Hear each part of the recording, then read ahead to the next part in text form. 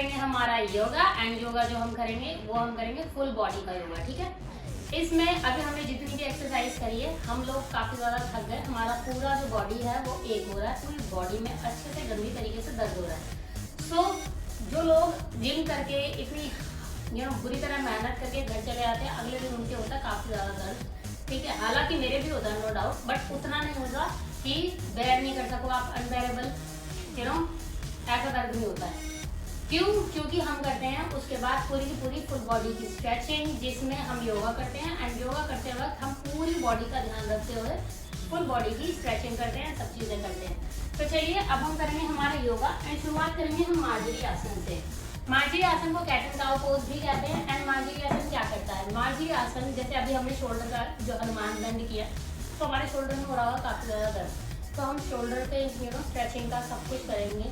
तो अभी हम मार्जरी आसन कर रहे हैं। इसमें हमारी चेस्ट जो है वो अच्छी खासी स्ट्रेच होती है एंड बैक होती है।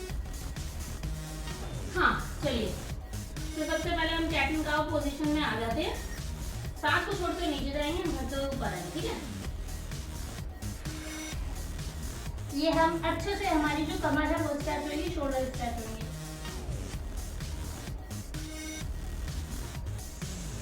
सांस भरते हुए ऊपर, चेस्ट ओपनिंग हो रही है अच्छे से, देन वापस से सेम।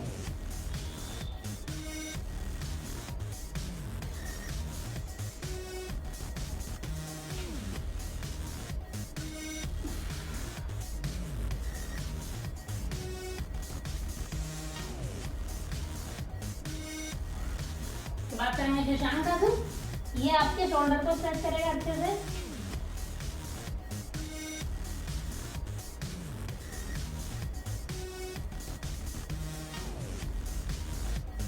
देन थोड़ी देर करेंगे बालासन। ये आपकी बॉडी को रिलैक्स करेगा। देन हम पेट के बल लेट जाएंगे।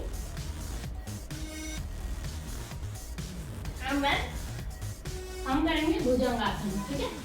भुजंगासन क्या करेगा? चेस्ट की ओपनिंग करेगा, शोल्डर को स्ट्रेच करेगा, रीढ़ की हड्डी को स्ट्रेच करेगा, लचीला बनाएगा, लोअर, जिनके लोअर बैक पेन रहता है उस दर्द को भी दूर करता है। सांस भरते ऊपर जाएंगे, होल्ड करेंगे।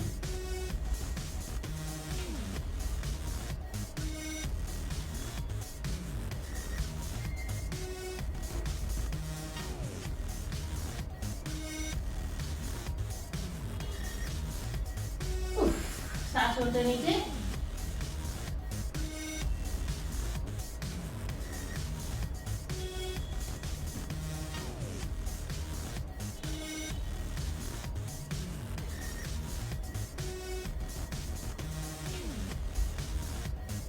सांस छोड़कर नीचे, ठीक है। देन हम क्या करेंगे? दोनों पैरों को आगे पीछे लाएंगे, दोनों हाथों से पकड़ेंगे एंड हम करेंगे धनुरासन, जिसे गो पोज भी कहते हैं। ये जो है आपकी पेट की चर्बी कम करता है, शोल्डर को स्ट्रेच करता है, चेस्ट की ओपनिंग करता है, रीढ़ की हड्डी को लचीला बनाता है। सांस भरते ऊपर जाएंगे, फुट को होल्ड करेंगे।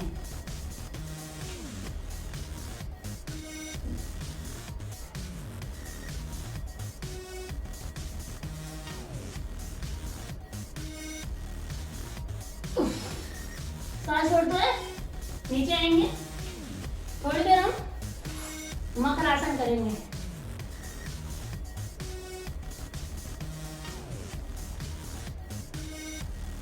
मकरासन की स्थिति में थोड़ी देर रहने के बाद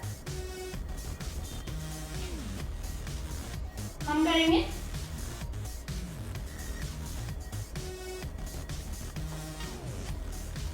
शलभासन। ये आपकी साइटिका की प्रॉब्लम को ठीक करता है, रीढ़ की हड्डी का लचीला बनाता है, लोअर बैक पेन को दूर करता है।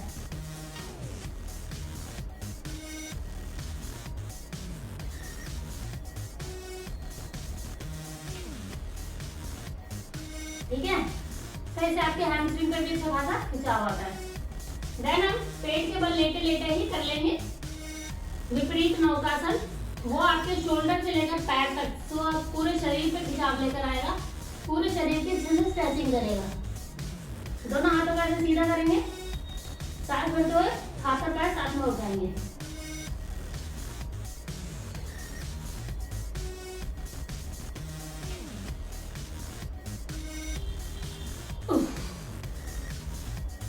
सांस छोड़ते हुए नीचे आएंगे एंड देन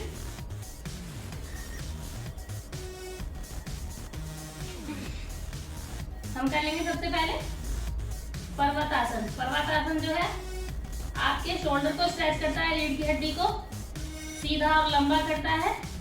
फ्लैट पैर की दिक्कत, जिन लोगों का पैर फ्लैट है और उसकी वजह से दर्द होता है, तो उन लोगों को ये आसन करना चाहिए। ये आपके फ्लैट पैर की दिक्कत को ठीक करता है, हैमस्ट्रिंग पर अच्छा खासा खिंचाव लेकर आता है। देन हम करेंगे, इसके लिए हम अगर ब्लॉक्स का इस्तेमाल करेंगे तो और ज्यादा अच्छे से स्ट्रेचिंग होती है। इसे बोलते हैं कपोत आसन।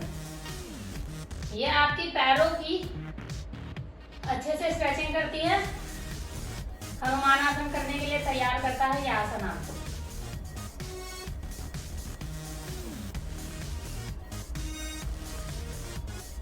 देन पैरों को थोड़ा और अच्छे से स्ट्रेच कर लेंगे।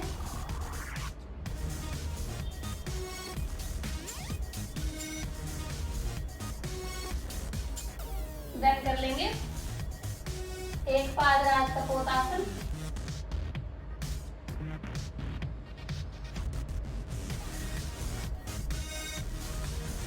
एंड देन करेंगे नीडल पोज। ये आपकी हाथों की स्ट्रेचिंग करेगा अच्छे से।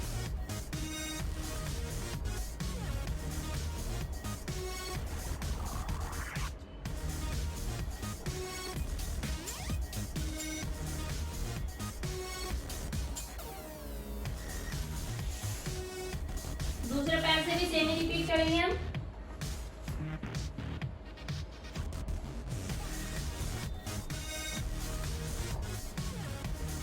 सबसे पहले करेंगे कपोत आसन, जिसे पिजन पोज भी कहा जाता है।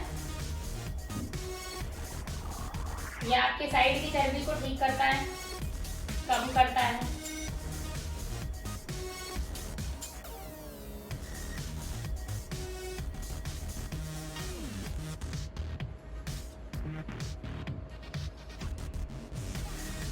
देन हम अच्छे से अपने पैर को स्ट्रेच कर लेंगे।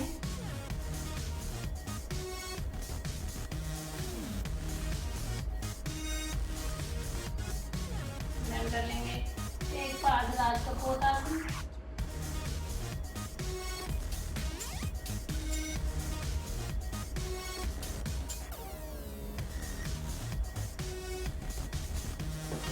उसके बाद हम कर लेंगे निडल पोज।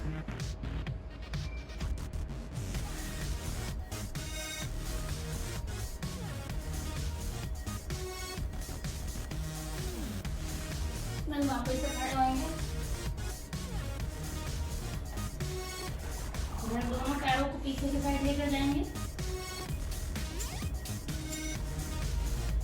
एंड कर लेंगे अधोमुख श्वानासना।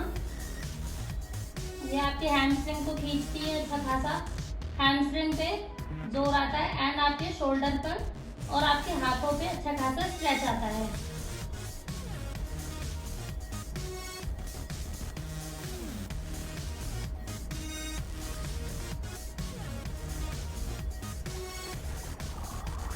देन हम करेंगे वज्रासन।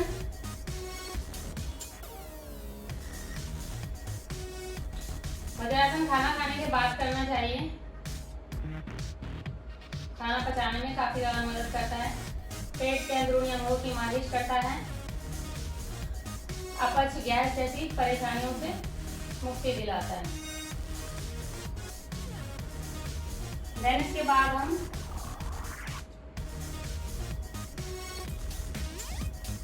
कर लेंगे उष्ट्रासन।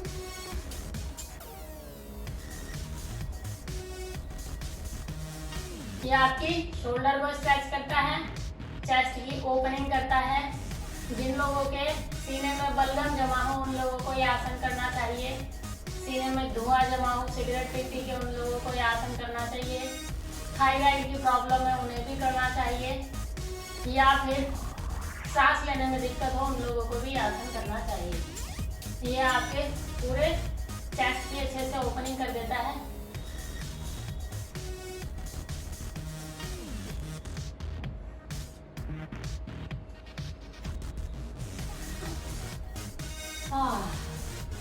वापस से वज्रासन की स्थिति में आ जाएंगे हम।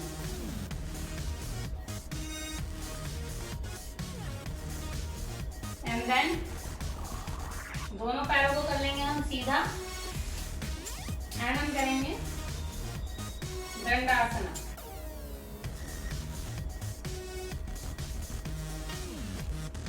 दंडासना करने से आपकी सारी हैमस्ट्रिंग अच्छे से खिंच जाती है और पूरे दिन भर का तनाव दूर हो जाता है। एंड देन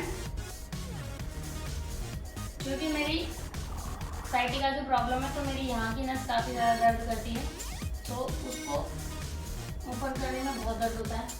तो अभी हम करेंगे पश्चिमोत्तानासना एंड हमें उतना ही नीचे जाना है जितना आप जा सको। हालांकि मैं पूरा चली जाती हूँ लेकिन साइटिका की प्रॉब्लम की वजह से नहीं जा पा रही, बट जितना है उतना कर सकते हैं।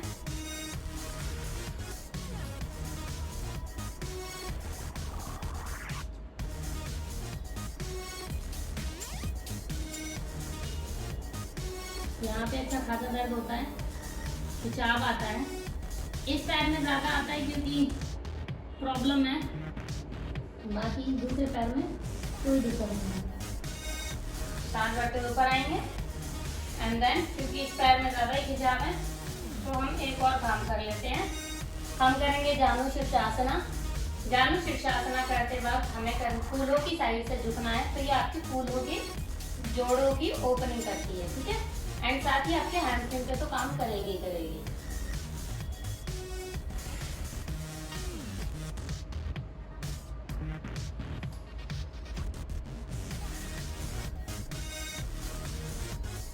थोड़ी देर की अवस्था में इसीलिए बनी हुई हूँ मैं क्योंकि जो दर्द हो रहा है वो थोड़ा सामान्य हो जाए।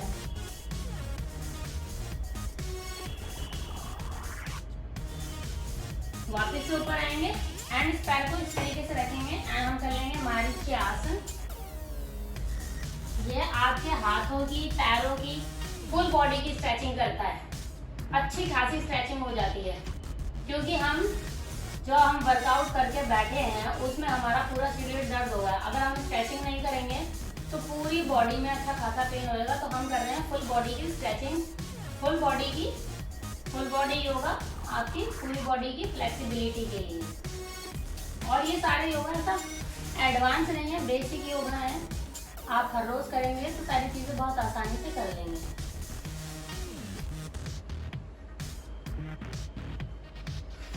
जानु शीर्षासना।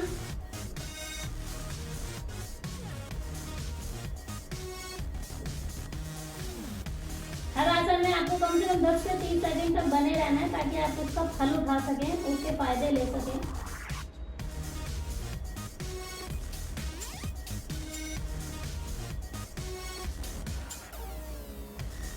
हम कर लेंगे मारीची आसन।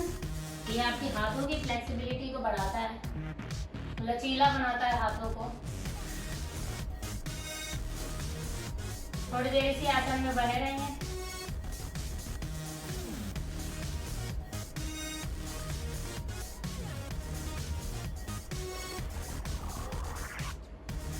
वापस से दोनों पैरों को सीधा कर लेंगे एंड देन लेफ्ट के ऊपर राइट पैर रखेंगे एंड दोनों को क्रिस क्रॉस करके बैठ जाएंगे। और अब हम जो आसन करने वाले हैं उस आसन का नाम है सीटेड गरुड़ासन। इसको खड़े होकर भी किया जाता है और इसे बैठ के भी किया जाता है, ठीक है। ये आप देखिए आप जिस हिसाब से बैठे हैं ये आपके पैरों की फ्लेक्सिबिलिटी बढ़ाएगा एंड आपके हाथों की बढ़ाएगा। ये सिर्फ आपके हाथ पैरों की फ्लेक्सिबिलिटी ही नहीं बढ़ाएगा, इसके अलावा ये आपके बैठने के ढंग को, पॉस्चर को सुधारता है, रीढ़ की हड्डी को सीधा करता है, अध्यात्म की ओर ले जाता है, ध्यान लगाने में मदद करता है, एकाग्रता बढ़ाता है, मन को शांत करता है, हल्का अवसाद हो उसे भी दूर करता है। थोड़ी देर इसी अवस्था में बने रहेंगे।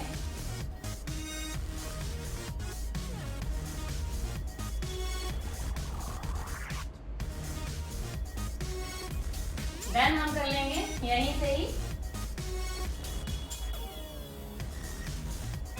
गोमुख आसन।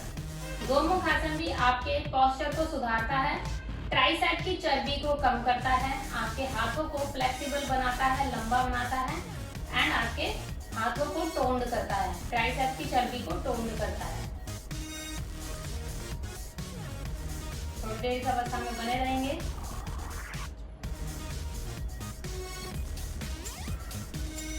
ये जो जिन लोगों की ये जो लटकी रहती है ना, ये उसको टोन्ड करता है। एंड अब हमको सेम ही रिपीट करना है दूसरी साइड से भी, सिर्फ एक साइड करके मत रह जाना, दूसरी साइड से भी रिपीट करना होता है, ठीक है।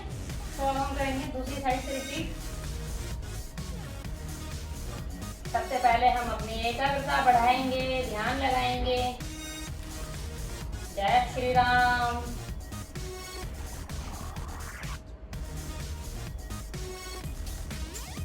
थोड़ी देर इसी अवस्था में बने रहेंगे।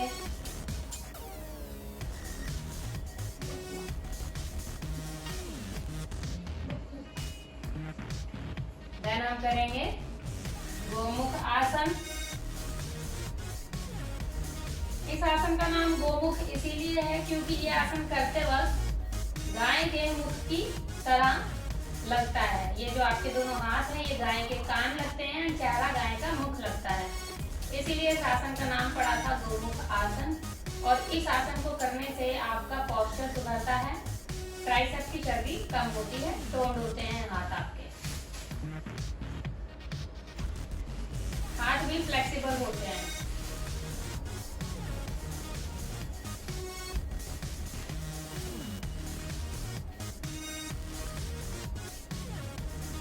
हाथों को छोड़ के वापस से नॉर्मल अवस्था में आ जाएंगे, ठीक है। उसके बाद हम क्या करेंगे, तो उसके बाद हम सीधे बैठेंगे एंड हम सबसे पहले अपना कर लेते हैं माता लक्ष्मी का आसन, कमलासन। कमलासन करने से आपको ध्यान लगाने में काफी ज्यादा मदद मिलती है। इसको कमलासन भी बोलते हैं, इसको लोटस पोज भी बोलते हैं। इस आसन को करने से अगर आप ध्यान लगाएंगे या मेडिटेशन करेंगे तो आपको इसके रिजल्ट काफी ज्यादा जल्दी मिलेंगे। और अगर आप स्पेशली मॉर्निंग 4 बजे उठ के, जब सारी दुनिया में सन्नाटा है, तब उठ के इस आसन को करेंगे, ध्यान मुद्रा में आके ओम का जाप करेंगे,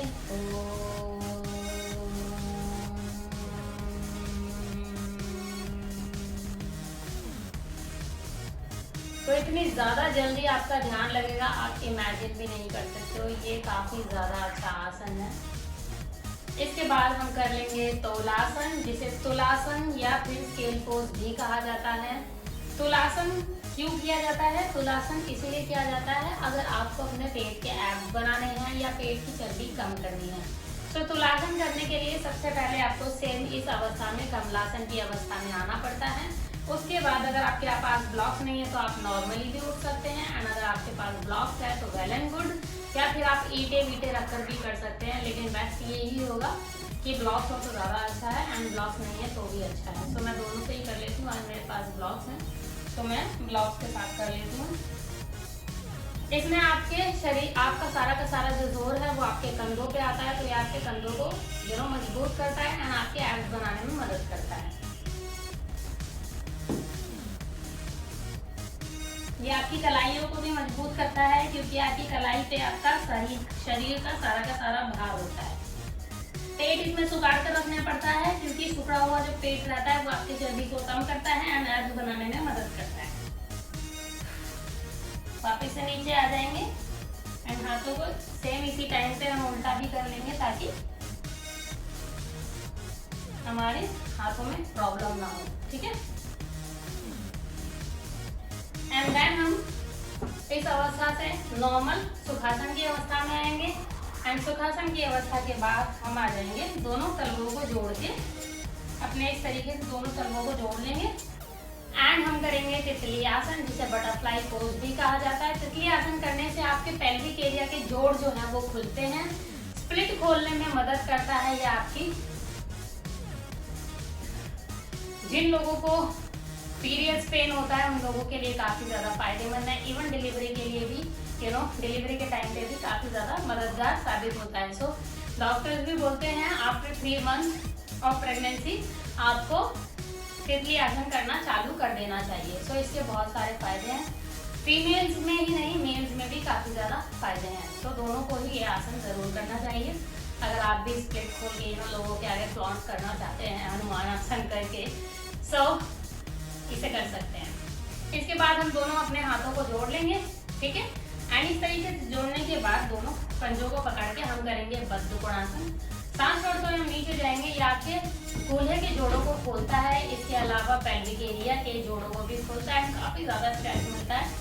उसको करने की वजह से ही आप फ्रंट जो आपकी स्प्लिट है उसे खोल सकते हैं। तो साइड सांस को छोड़ते हुए हम नीचे जाएंगे एंड होल्ड करेंगे।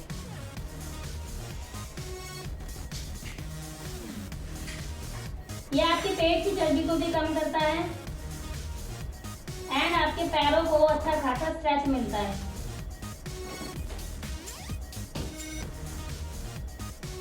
थोड़ी देर इस अवस्था में बने रहेंगे।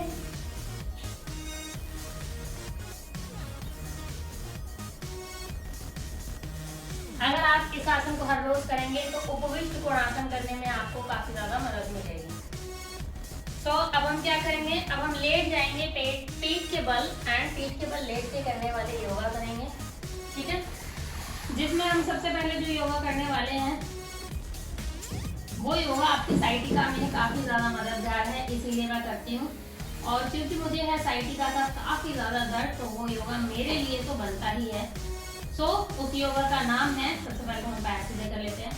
तो उस योगा का नाम है ब्रिज पोज, जिसे सेतु बंधासन भी कहते हैं। सेतु बंधासन करने के लिए आपको दोनों पैरों को इस तरीके से रखना है, ठीक है। थोड़ा नीचे की साइड झुकना है, दोनों हाथों से एड़ियों को पकड़ना है एंड आपको अपने सांस भरते हुए अपने पेट को ऊपर की ओर ले जाना है, शोल्डर को स्ट्रेच देते हुए।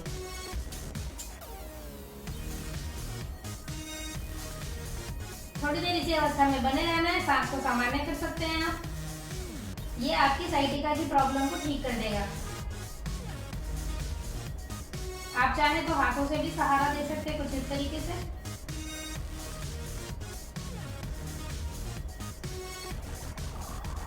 ये आपके थाइस को टोन करता है, थाइस पे अच्छा खासा स्ट्रेच आता है।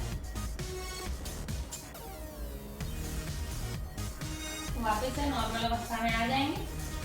वापस से पैरों को कर लेंगे हम सीधा, ठीक है।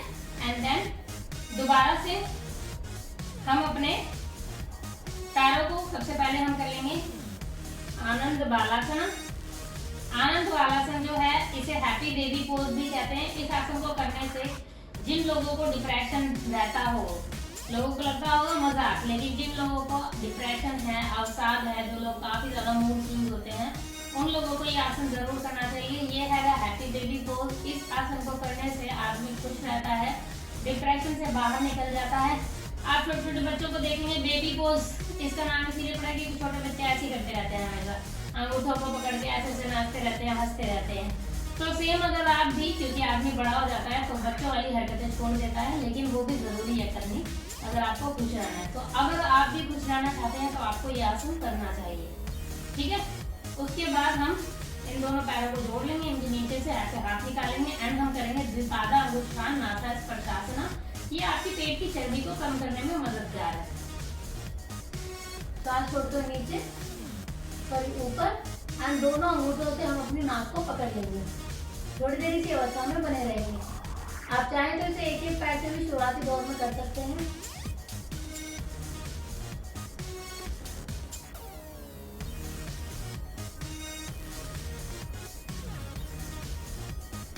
वापिस से नीचे आ जाएंगे, ठीक है। पैरों को वापिस से सीधा सामान्य कर लेंगे। थोड़ी देर इसी अवस्था में बने रहेंगे एंड देन वापिस से हम अपने पैरों को मोड़ लेंगे, क्योंकि हम पूरी बॉडी की फ्लेक्सिबिलिटी के लिए योगा कर रहे हैं, तो हमें फुल बॉडी की फ्लेक्सिबिलिटी के लिए काम करना है। तो अब हम जो योगा करने वाले हैं वो आपके शोल्डर को अच्छे से स्ट्रेच करेगा। अभी हमने शोल्डर इस तरीके से स्ट्रेच किया था, ये सिर्फ शोल्डर को ही नहीं, ये आपकी पेट की चर्बी को भी कम करने में काफी ज्यादा मददगार है। जिंदगी भर आपको जवान रख सकता है ये योगा।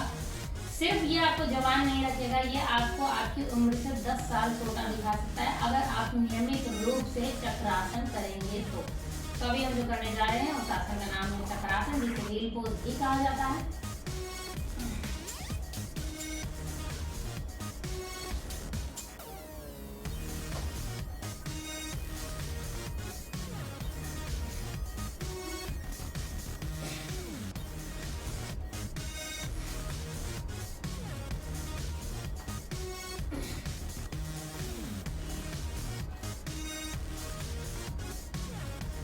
ये जो है सारा ब्लड सर्कुलेशन आपके चेहरे की तरफ लाता है, तो आपके चेहरे के विकारों को दूर करता है, चेहरे की झुर्रियों को मिटाता है, चेहरे को साफ सुथरा बनाता है, जिन लोगों के झाई के दाग है उनको भी दूर करता है। वापस से नीचे आ जाएंगे हम, और ये आपके हाथों को, पैरों को, पूरे शरीर को अच्छे से स्ट्रेच करता है। ये सारे योगा काफी ज्यादा जरूरी है, ठीक है। थोड़ी देर दोबारा से पैरों को सीधा करेंगे एंड देन वापस से अपने पैरों को दोनों को ऊपर लेकर जाएंगे एंड हम करेंगे अर्ध हलासन। अर्ध हलासन जो है आपके निचले पेट की चर्बी को कम करता है, तो थोड़ी देर इसी आसन में बने रहेंगे। तो अर्ध हलासन करने के बाद ऑब्वियसली हम पूर्ण हलासन करेंगे। सांस को छोड़ते हुए पैरों को पीछे लेकर जाएंगे।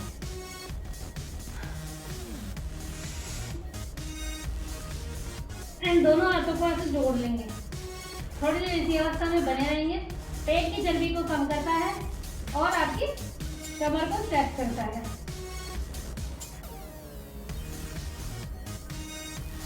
ये करते वक्त एक हल की तरह आकृति बनती है, इसलिए इसको बोला जाता है अर्ध परिपूर्ण हलासन। इसके बाद हम कर लेंगे कर्ण पीड़ासन। उसमें आपको अपने दोनों घुटनों से कानों को पकड़ना होता है, कुछ इस तरीके से।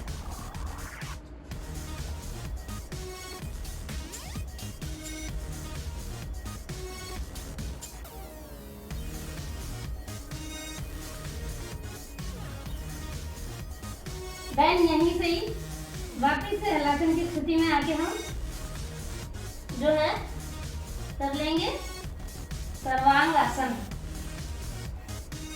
सर्वांग आसन में सारा का सारा ब्लड सर्कुलेशन विपरीत दिशा में बहता है, चेहरे के लिए बहुत फायदेमंद है। इसको सारे आसनों की रानी बोला गया है और राजा है हमारा शीर्षासन। तो अभी हम कर रहे हैं सर्वांग आसन। सारा ब्लड सर्कुलेशन आपकी हार्ट की तरफ, किडनी की तरफ, सारे ऑर्गन की तरफ जाता है, जिसकी वजह से आपके सारे ऑर्गन जो है अच्छे से काम करते हैं। इसीलिए ग्रंथों में लिखा है कि सर्वांग आसन जो है बहुत ही बेहतरीन आसन है और इस आसन को करना चाहिए। अभी मैं एक योगा की बुक पढ़ रही हूँ, उसमें भी इस आसन को काफ़ी ज़्यादा महत्व दिया गया है। उसमें उच्चतम 5 योगासन माने गए हैं, जिसमें एक आसन ये भी है और एक आसन शीर्षासन भी है और एक आसन शवासन भी है। जितने भी आसन है, करोड़ों आसन है, उन करोड़ों आसन में 5 आसन सबसे ज्यादा महत्वपूर्ण होते हैं और उनमें से एक आसन हमने कर लिया है एंड दूसरा आसन अब हम करने जा रहे हैं। उस आसन का नाम है शवासना। शवासना जो है आपको प्रॉपर रिलैक्स करता है, प्रॉपर रिलैक्स। क्योंकि शवासना में आपको अपने एक एक अंग को सोचना पड़ता है कि हमारा बॉडी का ये पार्ट जो है ये रिलैक्स हो रहा है। तो अभी मैं करने जा रही हूँ शवासना, और शवासना के साथ ही मैं अपना आज का वीडियो भी करूंगी यहीं पर कल को। या guys, thank you so much for watching my videos. Stay connected. कल हम फिर मिलेंगे नई एक्सरसाइज के साथ। तब तक के लिए take care, have fun, bye and Har Har Mahadev.